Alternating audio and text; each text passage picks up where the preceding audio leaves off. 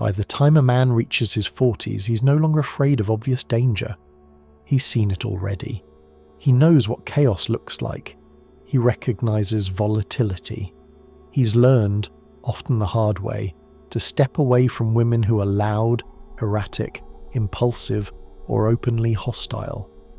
That phase is over, which is why the women who truly trap men at this stage never look dangerous at all. They don't arrive like a storm, they arrive like relief.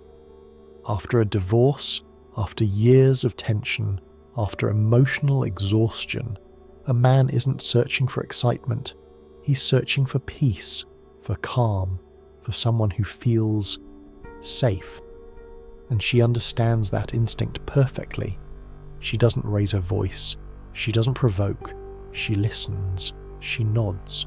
She appears thoughtful, measured, composed. Compared to what you've lived through, she feels like stability itself. That's where the mistake begins, because danger doesn't always announce itself with aggression. Sometimes it wears the mask of reasonableness. She speaks about her past carefully. There's pain in her voice, but never rage. Disappointment, but never accountability. Every story ends the same way. She loved deeply. She tried her best. She was let down by men who couldn't meet her emotional depth. And to a man who has already failed a marriage, that narrative lands differently. You don't hear manipulation, you hear familiarity. You recognize the tone, the regret, the longing to do things right this time. So you listen, because you're not 20 anymore. You don't interrupt, you don't judge, you empathize. And slowly, something subtle happens. You begin to see her not as a partner, but as someone who has been damaged by life, someone fragile, someone who needs patience, someone who deserves gentleness. This is not accidental. At this age, men don't fall for seduction. They fall for responsibility. She doesn't ask you to save her. She never has to. Her vulnerability does the work for her. You start adjusting without realizing it, choosing your words more carefully, holding back certain thoughts, avoiding topics that seem to drain her energy, not because she forbids them, but because you don't want to hurt her. And that's the key difference between youthful mistakes and mature traps. In your 20s, control feels like control. In your 40s, control feels like compassion. You tell yourself this is what emotional intelligence looks like. This is what growth feels like. This is what a healthy man does now. But there's a quiet warning sign hiding in plain sight. You notice that peace only exists as long as you remain careful, as long as you don't question too much, as long as you don't push too hard, as long as you don't bring your full weight into the room. And because there's no shouting, no insults, no clear wrongdoing, you dismiss the feeling. After all, you've survived worse. What you don't see yet is that this kind of dynamic doesn't break men quickly. It erodes them slowly. And it always starts with a woman who never looks dangerous, because she doesn't need to. At this stage of life, a man doesn't argue the way he used to. He doesn't need to win. He doesn't need to dominate conversations. He's learned that most conflicts aren't worth the cost. So when something feels off, he doesn't attack it. He approaches it carefully. And this is exactly where the dynamic begins to turn. The first time you raise a concern, you do it calmly, measured, respectful, almost apologetic. You're not accusing her, you're clarifying. But she doesn't respond with dialogue. She responds with emotion, not anger, disappointment. Her face changes, her energy withdraws. She grows quiet, distant, wounded. And suddenly, the conversation is no longer about the issue. It's about how she feels. You notice the shift immediately. Your words didn't land as logic, they landed as injury. So you adjust, you soften your tone, you explain your intention, you reassure her that you weren't attacking, just trying to understand. And she accepts that reassurance. But the topic never returns. That's important. Because the issue doesn't get resolved, It gets buried. The next time something similar happens, you hesitate. You remember her reaction, the silence, the heaviness in the room, so you choose a different approach. You let it slide. You tell yourself it's not worth reopening, that relationships require flexibility, that no one is perfect, and because you're over 40, because you've already lived through a failed partnership, that reasoning feels mature, responsible. What you don't see yet is the pattern forming. Every attempt at accountability is met with emotional retreat. Every effort to clarify becomes an implicit accusation against your character. You're not told you're wrong, you're made to feel unkind. And that's a powerful lever on a man who prides himself on being fair. Over time, you stop bringing up certain topics entirely, not because they've disappeared, but because you've learned the cost of mentioning them. Peace becomes conditional, as long as you don't push, as long as you don't question, as long as you don't insist. And slowly, without realizing it, you begin doing the emotional math. Is this worth the tension? Is this worth the withdrawal? Is this worth feeling like the bad guy? So you carry it instead. You absorb the discomfort. You rationalize it. You tell yourself that this is what emotional leadership looks like. But here's the uncomfortable truth. Accountability should never feel like cruelty. In a healthy dynamic, two adults can disagree without one becoming fragile and the other becoming guilty. Yet in this relationship, every boundary feels like an attack. And because she never raises her voice, never insults you, never overtly manipulates, the responsibility quietly shifts. From shared responsibility to yours. You start managing not just your actions, but her emotional equilibrium. You choose timing carefully. You filter your honesty. You anticipate reactions. And at some point you realize something subtle but profound.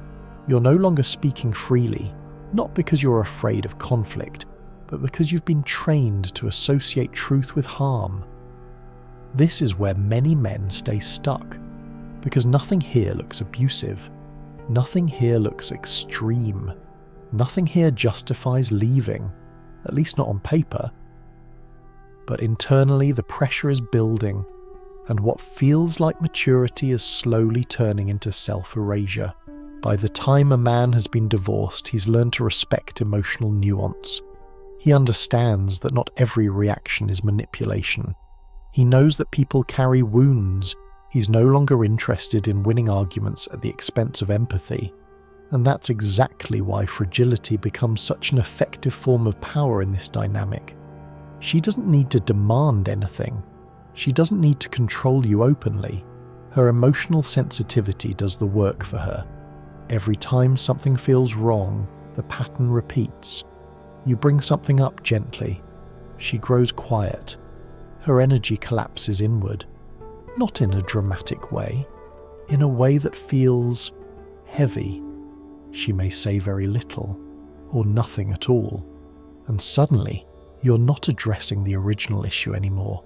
You're addressing her emotional state. You reassure, you explain, you soften, and she receives that care as proof of connection. Over time, her fragility becomes the center of the relationship. Not because she insists on it, but because you've been conditioned to protect it. This is especially powerful with men over 40. You've already failed once.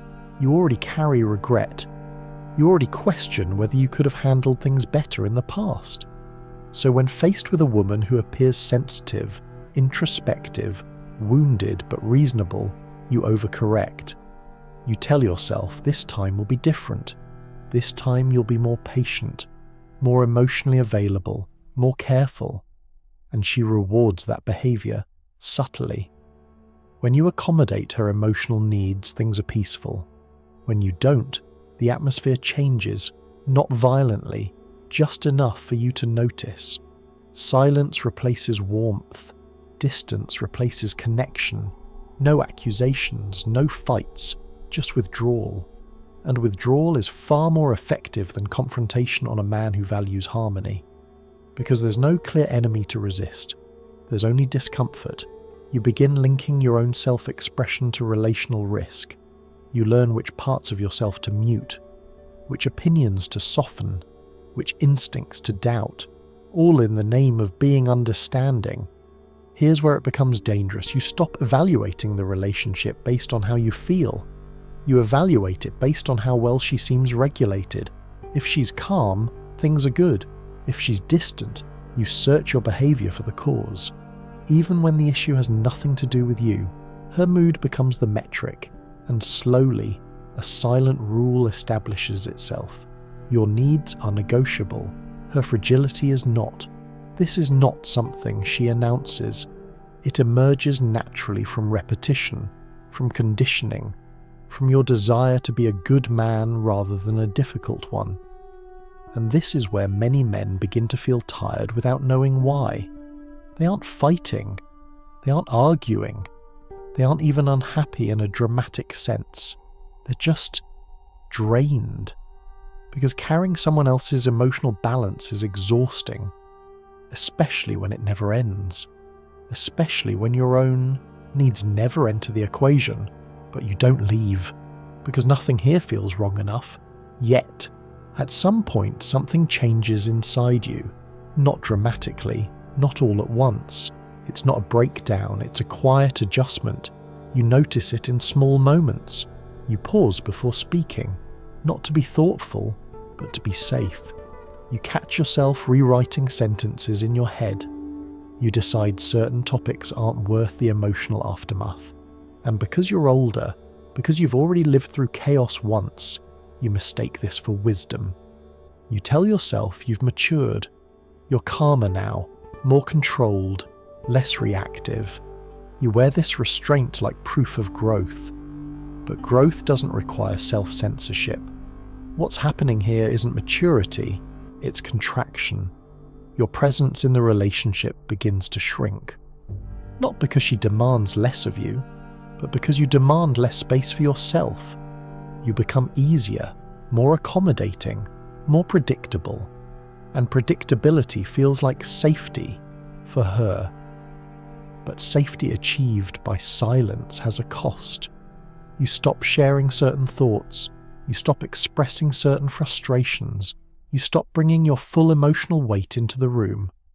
And because there are no explosions, no obvious conflict, you don't register this as loss. Yet something vital is fading. You feel it late at night, in moments alone, in the quiet dissatisfaction you can't quite explain. You're not unhappy in a clear, definable way. You're just not fully alive in the relationship. And that's the most dangerous stage. Because when a man disappears slowly, no one notices, not even him, especially not him. You begin identifying yourself through restraint, through patience, through endurance, through being the stable one.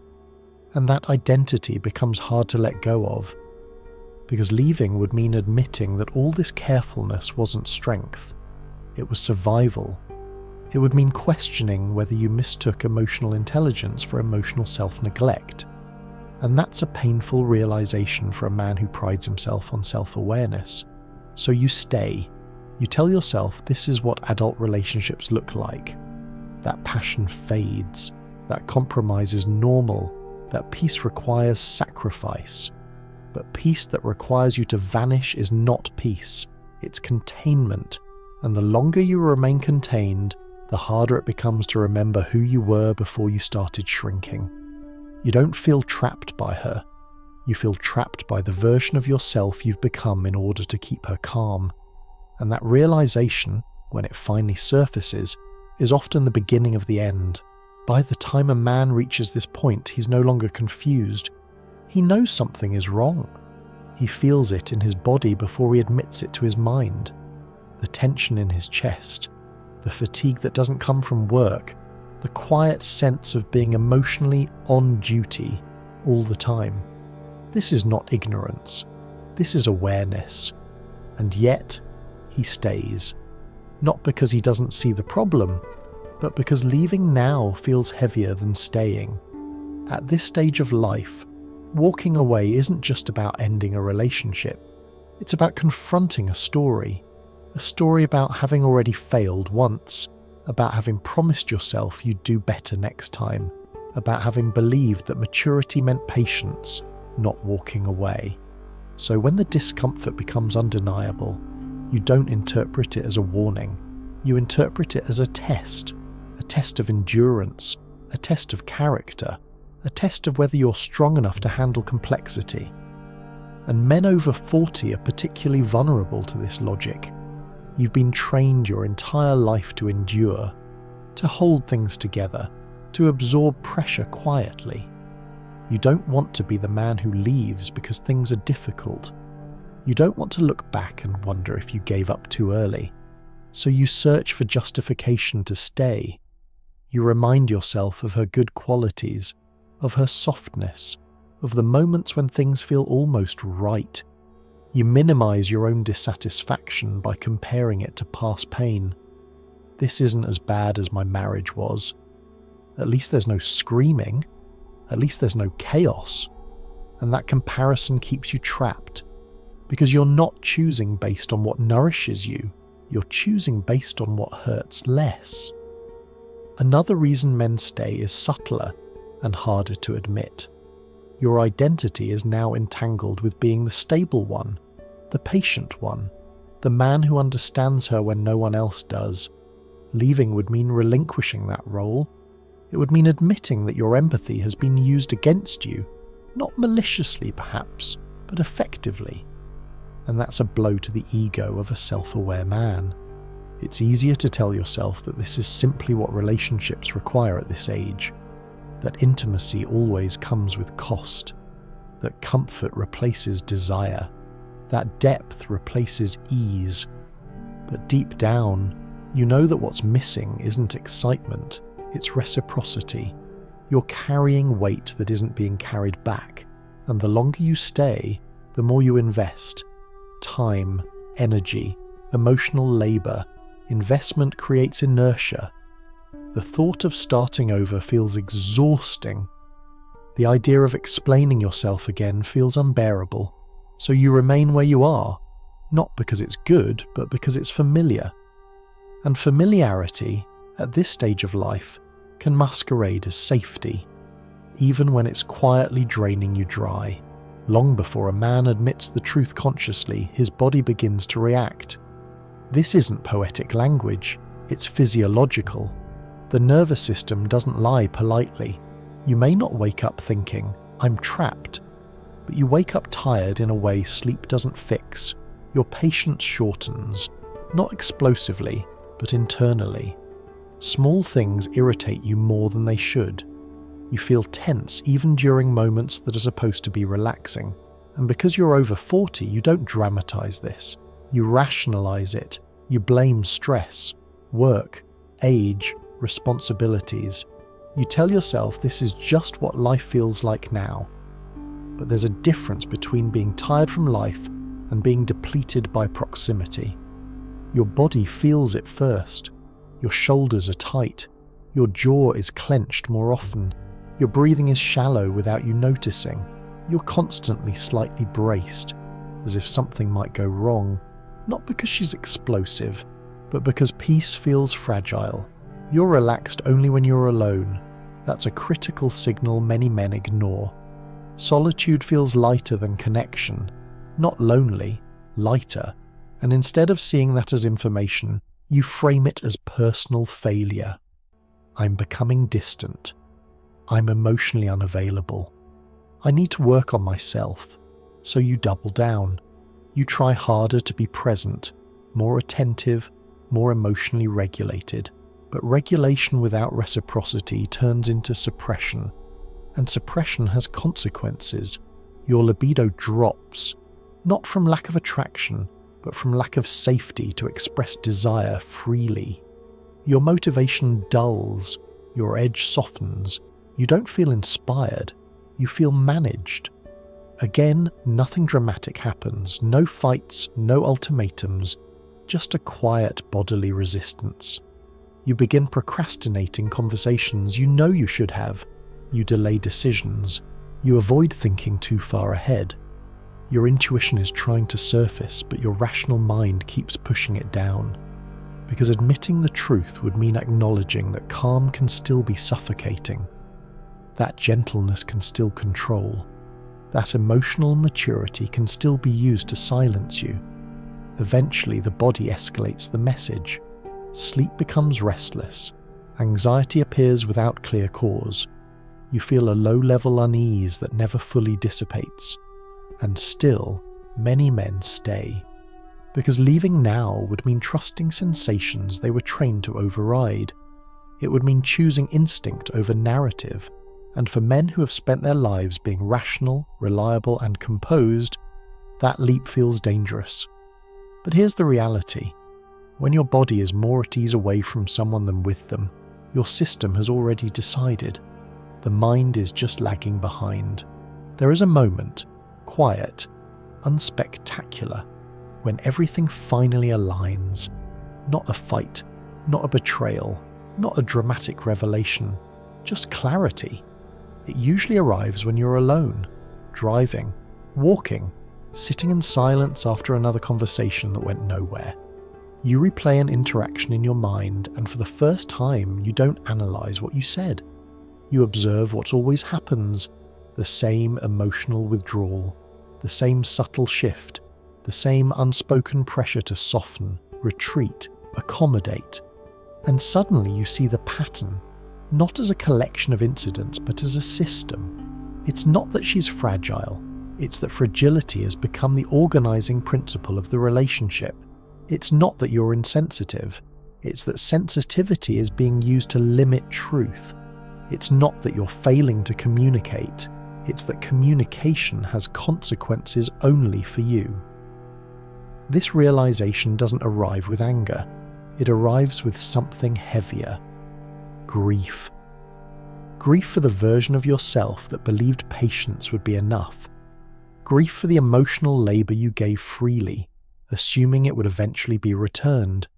Grief for the years you told yourself this was what grown love looked like. And with that, grief comes fear, because clarity removes the last illusion that kept you comfortable. You can no longer tell yourself you're overthinking. You can no longer blame stress or timing or past wounds. You see the dynamic clearly, and you see your role in sustaining it. That's the terrifying part. Not that she manipulated you, but that you cooperated, out of decency, out of empathy, out of the desire to be a better man than you were before. You recognize how easily goodness can be repurposed into compliance, and once you see that, you can't unsee it. Every interaction becomes transparent. You notice how peace depends on your silence, how closeness depends on your restraint, how harmony depends on you staying smaller than you are. This is the moment many men describe as awakening, not empowering, sobering. Because awareness brings responsibility. You now know that staying will cost you more than leaving ever could. But you also know that leaving will dismantle a carefully constructed identity. The patient man, the understanding man, the man who doesn't abandon people. Letting go of that self-image is harder than letting go of the relationship itself. So you pause, not because you're unsure, but because you're preparing to choose yourself without becoming bitter. And that choice at this age is not impulsive, it's deliberate. When a man finally chooses to step out of this dynamic, something important happens, not externally, internally. Because the real work doesn't begin with leaving her. It begins with deciding who you refuse to become afterward. At this stage of life, walking away is not about proving strength. It's about preserving integrity. You don't leave in anger. You don't leave to punish. You don't leave because she's bad. You leave because something in you can no longer survive in silence. And that distinction matters, because men who leave with resentment often carry the same pattern forward, just inverted.